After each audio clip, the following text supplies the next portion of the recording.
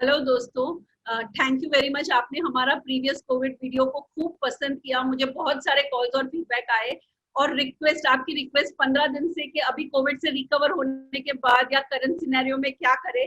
मेरे लिए बहुत चैलेंज था दोनों डॉक्टर्स को और पेशेंट को साथ में लाना, बट फाइनली आज मुझे तीनों की अपॉइंटमेंट मिल गई है। So it gives me immense pleasure कि मैं उन सबको लाई हूँ कि आज की सिचुएशन में क्या चल रहा है। सबसे पहले मैं इंट्रोड्यूस करूंगी अजीज को। अजीज को तो आप सब जानते ही हो, वो कोविड रिकवर्ड पेशेंट है और उसने जब भी कोई हिम्मत नहीं कर रहा था कोविड का पेशेंट आके, तब उसने आके इतनी अच्छी अच्छी टिप्स हमको दी कि कैसे कोविड को घर पे बैठ के फाइट करना है। So Aziz, welcome to the show. Thank you Namrata, thanks for calling me again. And आज हम लोग फिर से कोशिश करेंगे कि आज हम लोग ज़्यादा से ज़्यादा लोगों को इंफॉर्मेशन और नॉलेज दे सके दोनों डॉक्टर्स के जरिए। और मैं I really want to thank you guys, दोनों doctor DNA and doctor Durga Prasad Agarwal and doctor Raunak Shah, कि आप दोनों ने बहुत हेल्प किया मुझे कोविड से रिकवर करने में, एंड उसके बाद बहुत सारे और पेशेंट्स को रिकवर करने में हमें हेल्प किया। सो डॉक्टर रौनक शाह को बहुत लोग जानते हैं आजकल, he is known as covid specialist. तो डॉक्टर रौनक शाह से मैं ये पूछना चाहूंगा कि बहुत सारे लोगों को, जो मेरे और भी फ्रेंड्स हैं और या जो कोविड के बाद मुझे मिले हैं, तो उनसे वो लोग जानना चाहते हैं कि व्हाट आफ्टर कोविड। अब कोविड हो तो गया, रिकवर हो गए, कोविड से हम लोग रिकवर हो चुके हैं, बट काफी लोगों को सिम्टम्स हैं अभी भी।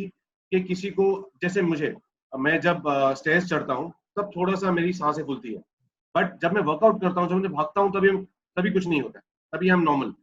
मैंने वर्कआउट रिज्यूम कर दिया है। डॉक्टर रौनक शाह ने मुझे बोला था कि 1 महीने तक वर्कआउट नहीं करना, कि आपके लंग्स को पूरी तरह से रिकवर होने का चांस चाहिए, बट स्टिल अभी रिकवरी हो गया है। एंड देन जब मैं स्टेज चढ़ता हूँ तब मैं सांसें फूलती है। तो ये एक सवाल था। दूसरा सवाल मेरा ये था कि बहुत से लोगों को after covid hair loss, sudden hair loss हो रहा है, या बाल झड़ रहे हैं। ये क्यों हो रहा है और ये परमानेंट है, टेम्पररी है? और तीसरा, लोगों को मैं बहुत सुनाई दे रहा है कि कोविड हार्ट। अब ये कोविड हार्ट क्या है? तो let's start with all these 3 questions. So basically what after covid, actually ऐसा है कि कोविड से घबराने जैसा कुछ नहीं है, बट हमें सिर्फ डर, जिन पेशेंट्स में उसकी एक्सट्रीमिटी हो जाती है, सीवियर हो जाता है, उसमें वो अपना एक निशान छोड़ के जाता है। जैसे कोविड लंग हो गया, कोविड हार्ट हो गया। कोविड लंग क्या है? तो लंग का कुछ पोर्शन परमानेंटली डैमेज हो जाता है, यानी अगर 100 ml की कैपेसिटी होती है, उसमें से 10 ml हमेशा के लिए बंद हो गया, जिसको हम लंग फाइब्रोसिस भी कहते हैं। तो लंग की कैपेसिटी बेसिकली थोड़ी सी कम हो रही है। लंग की कैपेसिटी पहले से थोड़ी, अब ये जो फाइब्रोसिस है, जनरली हम एक डिसीज बिफोर कोविड एरा आता था, इंटरस्टिशियल लंग डिसीज, जिसमें लंग फाइब्रोसिस होता था, वो जनरली इरिवर्सिबल था। बट कोविड का फाइब्रोसिस रिवर्सिबल होगा या नहीं, ये हमारे लिए प्रीमेच्योर है। बट फिलहाल के लिए इतना समझ लेना जरूरी है कि कोविड लंग में लंग कैपेसिटी थोड़ी सी कम हो जाती है ऑक्सीजन लेने की। इसकी वजह से आप जब वर्कआउट या स्टेज चढ़ते हैं, जब आपको ऑक्सीजन की सबसे ज्यादा जरूरत होती है, आपको थोड़ी सांस फूलने लगती है, क्योंकि जो फुल कैपेसिटी में लंग फूलना चाहिए वो फुल कैपेसिटी में फूल नहीं पाता। इसीलिए हमें लंग को हील होने के लिए टाइम देना चाहिए। That is about the lung. So basically क्योंकि कैपेसिटी कम हो गई है, इसीलिए हमें ज्यादा स्ट्रेनियस एक्सरसाइज है उसमें इमीडिएटली नहीं जाना है, धीरे धीरे लंग को रिकवर होने का टाइम देना है। कोविड हार्ट जो है, हमने काफी सारे इनिशियल स्टेज में सुना कि हार्ट के जो मसल है उस पे कोविड का अटैक होता है, और एक टर्म है मायोकार्डाइटिस, यानी हार्ट के, और रिस्ट्रिक्टिव कार्डियोमायोपैथी, ये 2 चीजें हम सुनते थे। बेसिकली इसका मतलब क्या है कि हार्ट के मसल की पंपिंग कैपेसिटी कम हो जाती है। वो जो जो फोर्स से पंप करते थे वो फोर्स से पंप नहीं कर पाते हैं। इसकी वजह से लोगों की धड़कनें, आपने अगर सुना हो तो, कई बार लोग बोलते हैं कि कोविड से रिकवर हो गए पर हमारी धड़कन 100 के ऊपर ही रहती है, 100+ जाती है, क्योंकि वो कुछ रिस्ट्रिक्टिव मायोपैथी है, यानी हार्ट मसल की जो कॉन्ट्रैक्टिंग पहले जैसे नॉर्मल थी, वो कोविड होने के बाद कुछ केसेस में नहीं होती। नॉट दिस इज, ये जो सिवियरिटी की हम बात कर रहे हैं, ये सिर्फ उन पेशेंट्स को अफेक्ट करता है जो सीवियर केस या सीवियरिटी तक जाके आए हैं, 95% ऑफ द पेशेंट को इसमें से कुछ भी नहीं होगा, तो घबराने जैसा कुछ नहीं है। पर कुछ पेशेंट्स में ये चीजें हो सकती है। न्यूट्रिशनल डेफिशिएंसी इसमें काफी हो जाती है। आपको तो खुद को कोविड हुआ था, तो आपको पता है कि जब कोविड हुआ था वीकनेस ट्रेमेंडस थी। ये वीकनेस आपको क्यों थी? क्योंकि न्यूट्रिशनल डेफिशिएंसी थी। इसके लिए हम कहते हैं आजकल कि जितना हो सके उतना आप खाइए पिए और अच्छे से। तो मैं तो आज की डेट में ऐसा बोलता हूँ, नंबर 1 पे रेस्ट, नंबर 2 पे गुड न्यूट्रिशन, नंबर 3 पे मैं, और नंबर 4 पे मेडिसिन। काउंसलिंग, पेशेंट के साथ काउंसलिंग बहुत इंपॉर्टेंट हो जाता है। तो मेडिसिन का रोल बहुत पीछे आता है। तो रेस्ट एंड गुड न्यूट्रिशन। अभी जो हेयर लॉस है, आपको भी पता है हेयर लॉस न्यूट्रिशनल है। तो क्योंकि न्यूट्रिशनल लॉस है, इसकी वजह से हेयर लॉस है। जैसे जैसे वो न्यूट्रिशन कवर होता है, जैसे जैसे वो विटामिन कवर होते हैं, इसलिए आपने देखा हो तो हमारी ट्रीटमेंट में एक्चुअल मेडिसिन से ज्यादा विटामिन की टेबलेट्स ज्यादा है। क्योंकि विटामिन बी लेना जरूरी है, सी लेना जरूरी है, डी लेना जरूरी है, जिंक लेना जरूरी है। तो बेसिकली जो हम 6 या 7 मेडिसिन टोटल लिखते हैं, उसमें से 4 तो विटामिन या माइक्रो न्यूट्रिएंट्स है। तो इसके लिए, और जैसे जैसे ये न्यूट्रिशनल डेफिशिएंसी रिकवर होगी, बाल भी वापस आ जाएंगे। So don't worry about that. Great, that is a wonderful information. आप लोग सब डॉक्टर रौनक को जानते ही है कि वो एस्थेटिक फिजिशियन थे और अभी कोविड के टाइम पे वो कोविड स्पेशलिस्ट हो चुके हैं। आपने बहुत अच्छी इन्फॉर्मेशन दी हमें डॉक्टर। और डॉक्टर दुर्गा प्रसाद जो पैथोलॉजिस्ट है और ऑथर ऑफ द बुक है जिसका नाम है what you don't know about your blood test. Doctor Durga Prasad, आप बताइए कि लोग अभी घूम रहे आम सड़कों पे, हमने देखा गणेश चतुर्थी में इतनी भीड़, दादर में इतनी भीड़, फिर क्राफर्ड मार्केट में, और 90% लोग मास्क पहने बिना घूम रहे हैं। तो क्या कोविड चला गया? क्या है करंट सिनेरियो? कोविड तो जरूर चला नहीं गया है, लेकिन इतना जरूर बोल सकते हैं कि इनिशियल स्टेज में लोगों के दिमाग में जो फियर था, जो डर था कोविड के बारे में, वो डर जरूर कम हुआ है। और वो डर कम होने की वजह से अभी लोग ज्यादा बाहर आ रहे हैं। लेकिन इसका मतलब ये जरूर नहीं है कि कोविड चला गया है। हमको अभी भी वो सारी सावधानियां बरतना जरूरी है जो हम पहले बरता करते थे, ताकि हम कोविड को एक्सपोज ना हो। जब हम ज्यादा बाहर आ रहे हैं तो इन्फेक्शन को या वायरस को एक्सपोज होने के चांसेस ज्यादा है। तो अभी हमने ज्यादा सावधानी बरतनी चाहिए। इसका मतलब ये नहीं है कि बाहर ना आए, काम ना करे, बट सावधानी जरूर बरतें। और हम सब दुर्गा प्रसाद जी क्या है, I think on this platform हमें जो मैसेज देना है कि फियर ऑफ कोर्स कम हो गया है, बट एंड हम पहले भी कहता है कि सिवियरिटी इतनी ज्यादा नहीं है, बट हमें अपने गार्ड्स को लोअर डाउन नहीं करना है। हम आजकल मार्केट में देखते हैं लोग सिर्फ मास्क नाम के लिए पहनते हैं। जनरली मास्क आजकल लोग नाक के नीचे पहन रहे हैं, which is very bad. They should actually cover the nose. Okay, अगर वो नाक के नीचे पहन रहे हैं या सिर्फ कान पे एक जगह पे लटका के घूम रहे हैं, तो मास्क कोई फैशनेबल चीज नहीं है। मास्क इज देयर कि हमें वो प्रोटेक्ट करने के लिए है। लोगों ने मास्क का एक्चुअली मजाक बना दिया है। सो मेरी एक ही रिक्वेस्ट है इस प्लेटफॉर्म से कि भाई जो सोशल डिस्टेंसिंग नॉर्म्स पहले से कहे गए हैं, या मास्क पहनना है, या हाथों को सैनिटाइजेशन है, या ओवरऑल सैनिटाइजेशन प्रोसेस जो हम अप्रैल या मई में फॉलो करते थे, उसे हमें अभी भी बरकरार रखना है। We can not lower down our guard. Sir एक और, जब सीवियरिटी की बात चल रही है तो ये एक सवाल मुझे बार बार आ रहा है कि जब इनिशियल स्टेज पे कोरोना, जब कोविड हो रहा था किसी को भी, तो जैसे मुझे हुआ था, तो कहीं कहीं सीवियरिटी लग रही थी, महसूस हो रही थी, खांसी बहुत आ रही थी, फीवर बहुत आ रहा था, बट आजकल ये केस नहीं दिख रहा है आजकल। Yes sir. या सर, सो बेसिकली जब इनिशियली कोविड आया तो हमें किसी को पता नहीं था कि करना क्या है। एंड अप्रैल मंथ तो एक्चुअली सच कहूँ तो एक्सपेरिमेंटल मंथ था कि हम what will be the best treatment for each and every patient.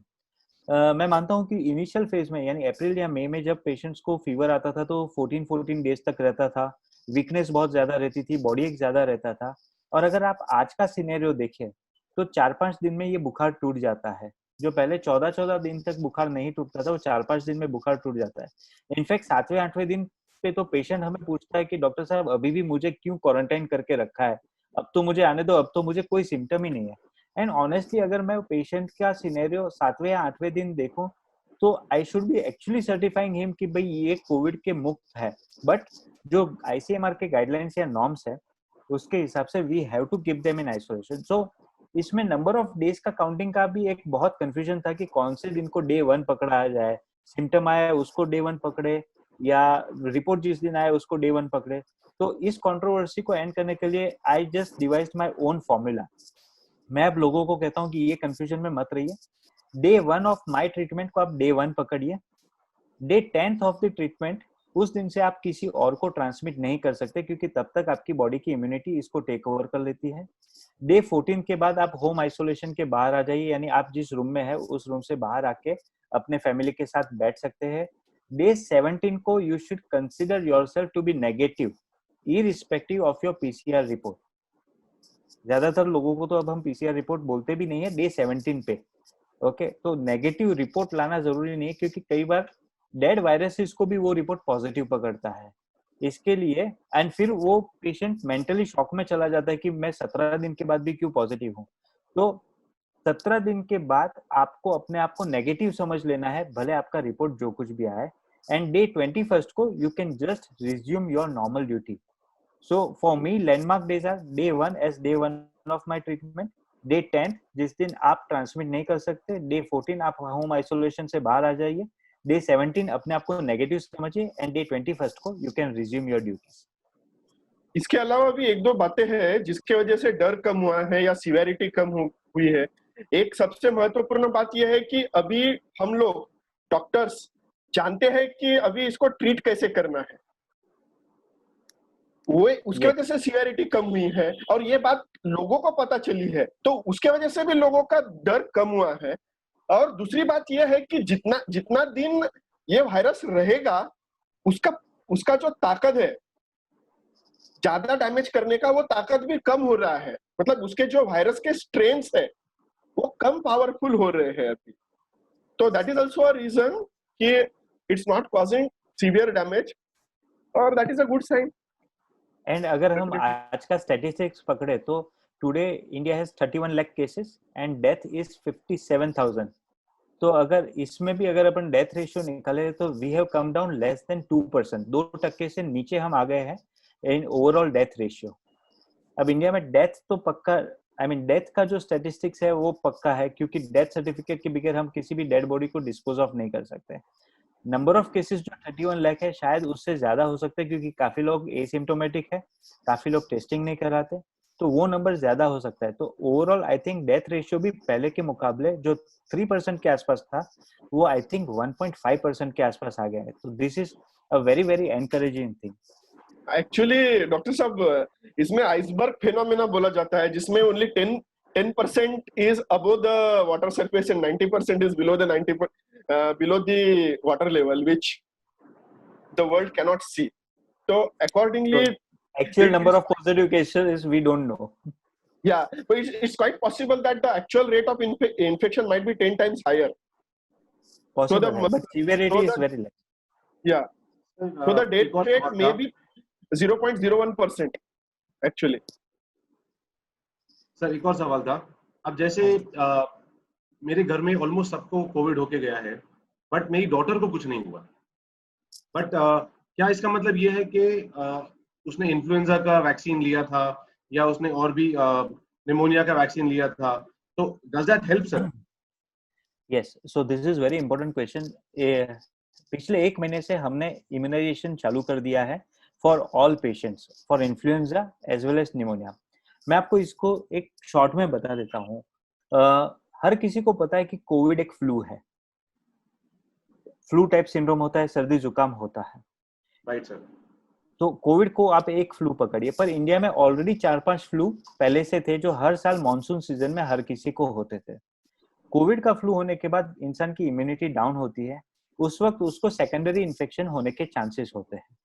So we don't know कि ये सेम फ्लूज उसको अटैक करते हैं या और कोई फ्लू है, but there is a combination. अकेला कोविड कुछ ज्यादा बिगाड़ नहीं पाता, बट वी फील कि इम्यूनिटी डाउन होने की वजह से लोअर गार्ड होने की वजह से और भी सेकेंडरी इन्फेक्शन हो सकता है। उस वक्त वो जाके फिर लंग को अटैक करते हैं, लंग की कैपेसिटी डाउन करते हैं, और ये तीनों मिलने के बाद कोविड यानी बेसिकली कोविड का flu, Covid lung and the flu which where already prevalent, ये मिलने के बाद लंग को न्यूमोनिया को बोलते हैं कि भाई आइए, हमने आपके लिए थाली सजाई है, आप आके इसको अटैक कीजिए।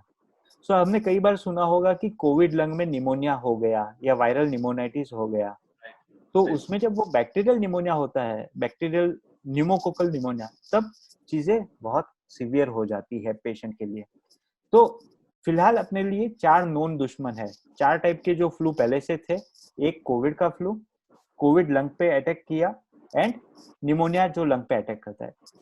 इसमें से 2 जन की यानी 4 टाइप के फ्लू जो है वो एंड निमोनिया, उसकी वैक्सीन हमारे पास आज से नहीं, पिछले 8-10 सालों से है, जो हम हर साल लोगों को इम्यून देते आए हैं। जनरली हम एस्थमेटिक्स को, सीओपीडी के पेशेंट को, स्मोकर्स को तो हर साल देते ही है, या जिनको लंग की कंडीशन होती है, जैसे मैंने आपको बताया इंटरस्टिशियल लंग डिसीज है या कुछ, उनको हम हर साल देते थे। तो ये 2 वैक्सीन लेने से जो 4 दुश्मन है उसमें से 2 दुश्मन को हम मार गिराएंगे। तो ये 4 दुश्मन जब एक साथ जमा नहीं होंगे तो उनकी सिवियरिटी लंग पे इतनी ज्यादा नहीं हो पाएगी। फिर जो फ्लू होगा, तो मान लीजिए अगर आपने इन्फ्लुएंजा का वैक्सीन लिया हुआ है तो आपको रूटीन फ्लू नहीं होगा। आजकल लोगों में पैनिक क्यों है? क्योंकि बारिश की वजह से रूटीन फ्लू भी हो रहे हैं, और सर्दी जुकाम हुआ तो फर्स्ट थिंग उनके दिमाग में आती है कि हमें कोविड हुआ है, और वो जो कोविड का डर अंदर बैठ जाता है उसको निकालना डिफिकल्ट हो जाता है। तो इन्फ्लुएंजा का वैक्सीन लेने से क्या होगा कि आपको 4 टाइप के फ्लू नहीं होंगे। तो फिर फ्लू होगा तो वो स्पेसिफिक फ्लू होगा, बट वो इम्यूनिटी डाउन करेगा तो भी बाकी के फ्लू उस पर अटैक नहीं कर पाएंगे, यानी वो सब साथ में नहीं आ पाएंगे। फिर वो कोविड लंग की तरफ जाएगा, कोविड लंग की तरफ जाने के बाद भी वो निमोनिया, जो pneumococcal bacterial pneumonia secondary infection का है, वो नहीं करवा पाएगा। सिर्फ वायरल निमोनाइटिस होगा, जिसको क्योर करना आज की डेट में काफी इजी है। सो बेसिकली 4 सीवियर चीज में से 2 सीवियर चीज को हम निकाल दें तो अगर आपको कोविड होगा तो भी उसकी सीवियरिटी कम होगी। जिनको ऑलरेडी कोविड हो चुका है, जिनका कोविड लंग है, जिनकी इम्यूनिटी डाउन है, ओके, लंग कैपेसिटी डाउन है, उनको फ्यूचर में निमोनिया होने के चांसेस है। इसलिए उनको भी ये वैक्सीन ले लेनी चाहिए ताकि कल उठ के उनको निमोनिया ना हो। क्योंकि इस हालत में जो स्कार्ड लंग है उसको अगर निमोनिया हुआ तो वो सिवियरिटी बढ़ सकती है। तो अगर आप ये सोचते हैं कि मुझे कोविड हो गया, वेल एंड गुड, पर निमोनिया तो कोविड के पहले भी किसी को भी हो सकता था। इसमें क्योंकि वो कॉम्प्रोमाइज्ड है, सिवियरिटी बढ़ सकती है। इसलिए ये वैक्सीन जिनको हो चुका है उन्हें भी लेना है, और जिन्हें नहीं होना है, हुआ है अभी तक, उनको भी ये वैक्सीन ले लेनी चाहिए ताकि कोविड की सिवियरिटी और कम हो जाए। तो ये सीनियर सिटीजन्स भी ले सकते हैं और ओके, इसका कोई साइड इफेक्ट्स नहीं है ना सर? साइड इफेक्ट यानी जो रूटीन वैक्सीनेशन के वक्त किसी को भी 1 दिन का बुखार आ सकता है, जो हम छोटे बच्चे थे तभी भी आता था, वैसा हो सकता है। ये इंजेक्शन थोड़ा सा हैवी होने के कारण कुछ लोगों को 1 आध दिन तक इंजेक्शन साइट पे दर्द रहता है, but they can just ice it and that's it, यानी नथिंग मेजर इनटू इट। और अजीज, दूसरी बात इसमें यह है, आपने बोला कि आपके फैमिली में आप सबको हुआ इन्फेक्शन, लेकिन आपके लड़की को नहीं हुआ, राइट? तो इसमें क्या रहता है कि बॉडी में एक जनरल इम्यूनिटी रहती है, और खास करके ये देखा गया कि बच्चों में वो इम्यूनिटी ज्यादा अच्छी रहती है। बच्चों को कुछ वैक्सीनेशन भी किया हुआ रहता है, और ये जब वैक्सीनेशन भी किया जाता है तो वैक्सीनेशन 2 टाइप की इम्यूनिटी स्टिमुलेट करती है। तो एक रहती है जनरल इम्यूनिटी, एक रहती है स्पेसिफिक इम्यूनिटी। जैसे एक जनरल प्रोटेक्शन रहता है, एक स्पेसिफिक प्रोटेक्शन रहता है। तो ये बच्चों की जनरल इम्यूनिटी अच्छी रहती है, और इसके वजह से वो अगर दूसरे वायरसेस के खिलाफ भी इम्यूनिटी है तो वो भी इस कोरोना वायरस के अगेंस्ट क्रॉस रिएक्ट करती है, और वो क्रॉस रिएक्ट करने की वजह से वो उसमें वो बच्चों को प्रोटेक्शन देती है, और कोविड इन्फेक्शन या कोरोना इन्फेक्शन होने से बचा लेती है बच्चों को, बहुत सी बात। और ये बाकी ये एडल्ट्स में भी हो सकता है ऐसा। नॉर्मली लोग ऐसा है कि 2000 के बाद, सॉरी, जो जिनका बर्थ 2000 के बाद हुआ है उनका जो इम्यूनाइजेशन शेड्यूल था, आई थिंक उसने उनको काफी अच्छी इम्यूनिटी दी हुई है, क्योंकि हमने लेस देन 14 में ज्यादा केसेस नहीं देखे हैं। In fact Right. हमने ऐसे भी घर देखे जहाँ पे बच्चे घर में हैं, आई मीन पूरा घर इन्फेक्टेड है, जैसे कि आपका ही घर ले लीजिए, पूरा घर इन्फेक्टेड है पर बच्चों को नहीं हुआ, क्योंकि 2000 के बाद का जो इम्यूनाइजेशन शेड्यूल था, आई थिंक वो Yes. इंटरनली उनको काफी अच्छा प्रोटेक्शन देता है। हमारे वक्त वो वैक्सीन नहीं थे, इसलिए we are going through this phase. Right. Sorry, आप कुछ कह रहे थे अजीत भाई? I was talking about the same thing, sir. ये सेम चीज बता रहा था मैं। बच्चों में बहुत कम देखा है हमने केसेस। उसका रीजन Okay, यही है क्योंकि दोस्तों, उनका मुझे इम्यूनाइजेशन आप लोगों से शेड्यूल। ये पूछना था कि आजकल सब बात करते हैं ये एंटीजन, एंटीबॉडीज, ये सब क्या है? आप बता सकते हैं ये सब ये कैसे पता चलता है? एक्चुअली एंटीजन बोले तो क्या है, वायरस का जो जेनेटिक मटेरियल रहता है, डीएनए या आरएनए मटेरियल रहता है, उसको एंटीजन बोलते हैं। जैसे ये एक कोरोना, ये आरएनए वायरस है, तो उसका जो है आरएनए मटेरियल है उसको एंटीजन बोला जाता है। और ये जब इन्फेक्शन करता है बॉडी में, तो बॉडी उसके अगेंस्ट एक इम्यूनिटी डेवलप करता है, उसको बोलते हैं एंटीबॉडीज। वो एंटीबॉडीज जाके एंटीजन के खिलाफ या वो वायरस के खिलाफ फाइट करता है, और बॉडी में जो इन्फेक्शन हुआ है वो इन्फेक्शन क्लियर करता है। तो ये हो गया एंटीजन और एंटीबॉडी। और ये दोनों के बेसिस पे अलग अलग टेस्ट किया जाता है। जैसे पहले जो टेस्ट किया जाता था वो था पीसीआर टेस्ट। पीसीआर में आरएनए मटेरियल, एक स्पेसिफिक सीक्वेंस रहता है आरएनए का, वो सीक्वेंस डिटेक्ट किया जाता था, वो था पीसीआर टेस्ट। और अभी एंटीजन टेस्ट आया है, और ये एंटीजन टेस्ट जो है ये काफी फास्ट होता है, इसको रैपिड टेस्ट बोलते हैं। और इसका रिजल्ट आपको आधे घंटे में, 1 घंटे में मिल जाता है एंटीजन टेस्ट का। इसलिए आजकल एंटीजन टेस्टिंग का प्रमाण जो है वो काफी बड़ा है, और उसके वजह से number of test corona virus के काफी बड़े हैं, और इसके वजह से हमको हेल्प मिल रही है जल्दी से जल्दी इन्फेक्शन कंट्रोल करने में। और एंटीबॉडी टेस्ट भी है। एंटीबॉडी टेस्ट जो है उसमें भी 2 टाइप के एंटीबॉडीज रहते हैं। आईजीएम एंटीबॉडी रहता है और आईजीजी एंटीबॉडी रहता है। आईजीएम एंटीबॉडी अगर बॉडी में पाया गया तो इसका मतलब यह है कि अभी आपके बॉडी में वायरस है, और अगर आईजीजी एंटीबॉडी अगर बॉडी में पाया गया तो इसका मतलब आपका इन्फेक्शन होके जा चुका है, मतलब आपके बॉडी में से इन्फेक्शन क्लियर हो चुका है। सो इट इज बॉडी में एंटीबॉडी मिलना एक तरीके से एक अच्छा साइन है। It is a sign of immunity, आपके बॉडी में रोग प्रतिकारक शक्ति है। सो आजकल गवर्नमेंट वो भी प्रमोट कर रही है, बट ये डायग्नोसिस के तौर पे नहीं किया जाता है। अगर आपको जानना है कि आपकी बॉडी में इम्यूनिटी डेवलप हुई या नहीं, ये देखने के लिए हम एंटीबॉडी का टेस्ट कर सकते हैं जो। और काफी कंपनीज भी आजकल एंटीबॉडी टेस्ट अपने एम्प्लॉइज का करवा के ले रही है, ताकि ये समझ सके कि कितने लोगों में इम्यूनिटी है या नहीं है।